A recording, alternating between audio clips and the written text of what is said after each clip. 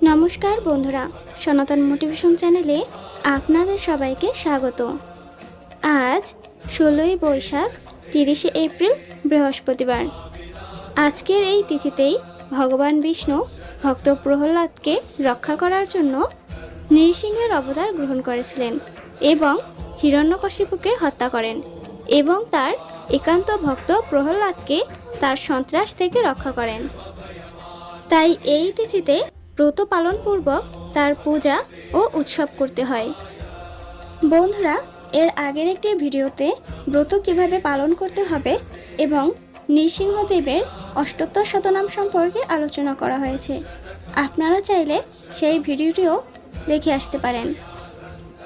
বৃহৎ নারসিংহ পুরাণে ভগবান শ্রী নৃসিংহদেব ভক্ত প্রহ্লাদকে বললেন, বর্ষে বর্ষে তু কর্তব্যম মম সন্তুষ্টি কারণম মহাগুজ্জমেদম শ্রেষ্ঠম মান ভৈবর্ব ভীরুবি।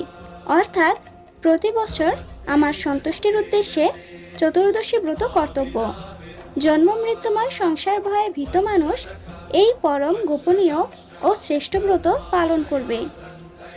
বৈশাখ মাসের শুক্লা চতুর্দশীতে শ্রী নৃসিংহদেব আবির্ভূত হয়েছিলেন।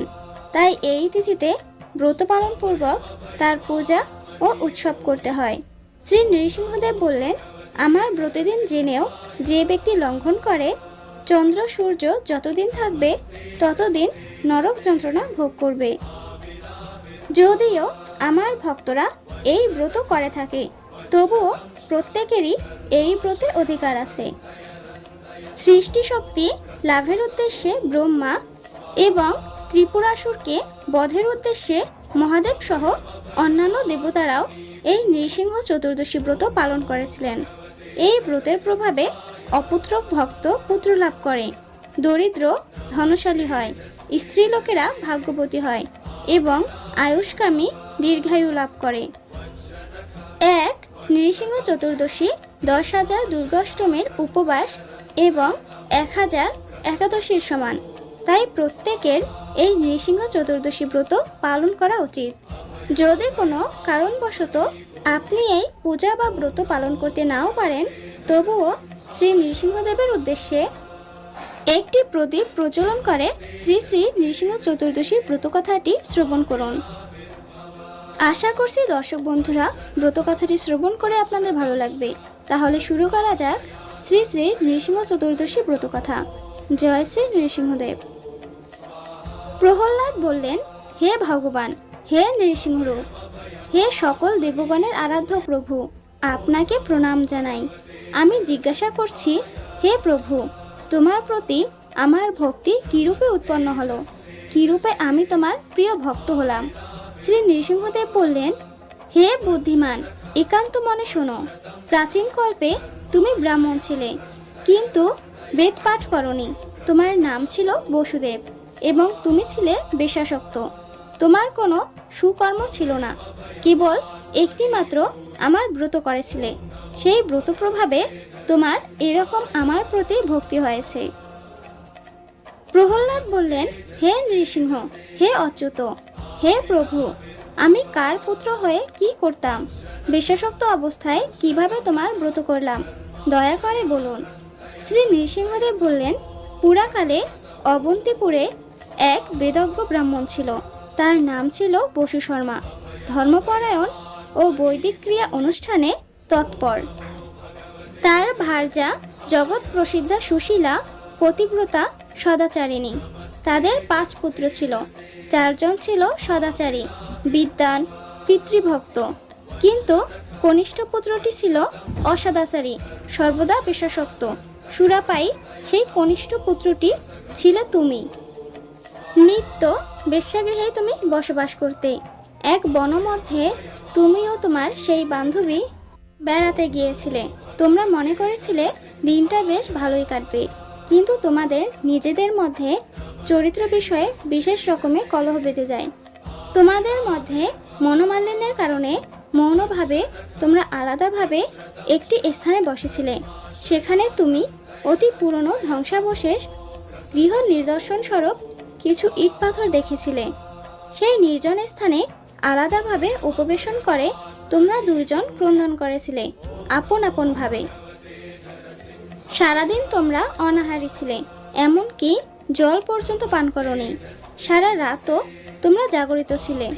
ক্লান্ত শরীরে, দুঃখিত অন্তরে, মনোমালিন্য ভাবে তুমি সেখানে শুয়ে পড়ে প্রার্থনা করেছিলে, হে ভগবান, হে শ্রীহরি, এই জগতের কত লোক সুন্দর, আমার মা বাবা কত সুন্দর ধর্মপ্রাণ, আমার ভাইয়েরা কত সুন্দর, তারা নিষ্ঠাবান, চরিত্রবান, কিন্তু আমি অধপতিত, আমি মহা মন্দমতি, আমি চরিত্রহীন, পথের পাগলের চেয়েও অধম।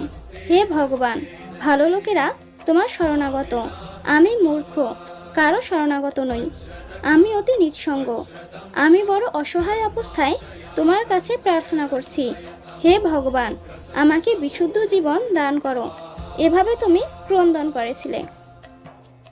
আর তোমার বান্ধবী, সেও একান্ত মনে প্রার্থনা করেছিল, হে ভগবান, আমি সমাজের মধ্যে সবচেয়ে জঘন্য স্তরের জীব, সভ্য সমাজ থেকে আমি বিক্ষিপ্ত ও বিচ্ছিন্ন।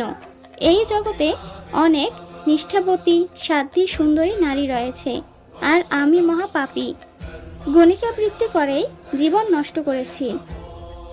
প্রতিদিন কেবল পাপের বোঝা বাড়িয়েছি।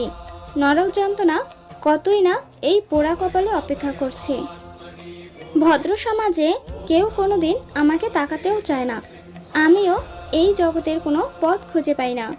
হে পরম করুণাময় ভগবান, যদি তোমার অহৈতুকী কৃপা দৃষ্টি আমার প্রতি থাকে, তবে দয়া করে আমার এই জীবন পরিবর্তন করে দাও। এভাবে সে আকুল অন্তরে ক্রন্দন করতে লাগলো। শ্রী নৃসিংহদেব বললেন, হে প্রহ্লাদ, সেই স্থানটি ছিল আমার প্রাচীন মন্দির। সেই দিনটি ছিল বৈশাখ মাসের শুক্লা চতুর্দশী, আমার আবির্ভাবের দিন। তোমরা উপবাসী ছিলে, রাত্রি জাগরণ করেছিলে, জীবনের কল্যাণ প্রার্থনা করেছিলে।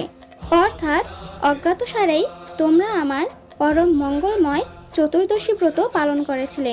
সেই ব্রত প্রভাবে তুমি এই জন্মে আমার প্রিয় ভক্তরূপে জন্মগ্রহণ করেছ।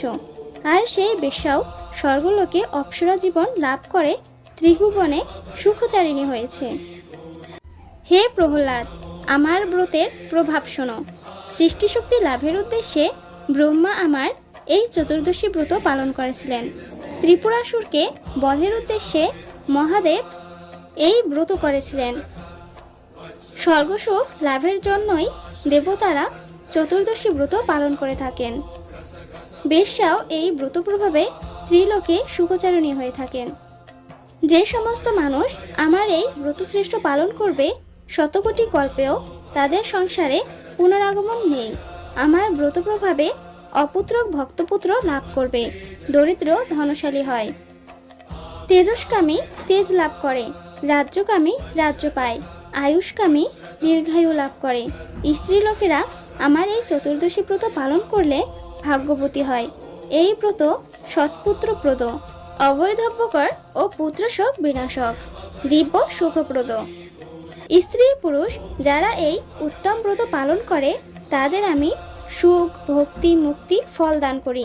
হে প্রহ্লাদ, দুরাত্মাদের আমার ব্রত পালনে মতি হয় না, পাপ কর্মেই সর্বদা তাদের মতি।